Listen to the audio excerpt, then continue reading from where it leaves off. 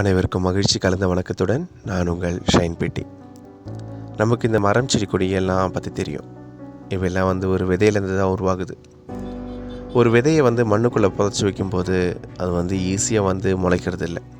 அது ரொம்ப ஸ்ட்ரகிள் பண்ணும், ஃபைட் பண்ணும். மண்ணு கூடயும் கல்லுங்க கூடயும் ஃபைட் பண்ணி தான் வெளியே ஒரு மரமாகவோ செடியாகவோ உருவாகும். இப்படி உருவாகக்கூடிய அந்த மரமும் செடியும் பார்த்திங்கன்னா, அது பக்கத்தில் என்ன மரச்செடி கொடி இருக்குது, அது என்ன தன்மையானதுன்னெலாம் பார்க்காது. பக்கத்தில் இருக்கிற செடி மரங்கள்லாம் காய் காய்க்குமா, பூ பூக்குமா, ரொம்ப அழகாக இருக்குமா, இதெல்லாம் பார்க்குறது கிடையாது. அதோடய வேலை என்னவோ அது கரெக்டாக செய்யும்.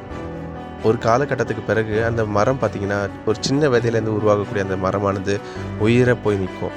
அதில் காய் காய்க்கலாம், பூ பூக்கலாம், என்ன வேணாலும் நடக்கலாம். இது மாதிரி தான் நம்மளோட வாழ்க்கையும். நம்ம மற்றவங்கள பார்த்துட்ருக்கோம்.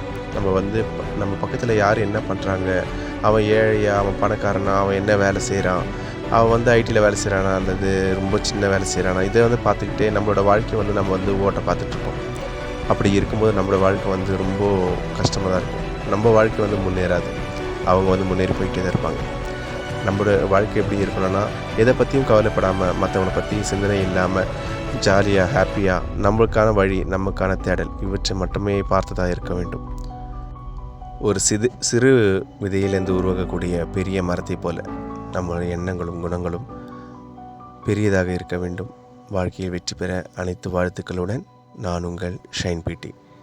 என் சேனல் பிடிச்சிருந்தால் சப்ஸ்கிரைப் பண்ணுங்கள், லைக் பண்ணுங்கள், ஷேர் பண்ணுங்கள். மீண்டும் சந்திப்போம். நல்லதையே பகிர்வோம்.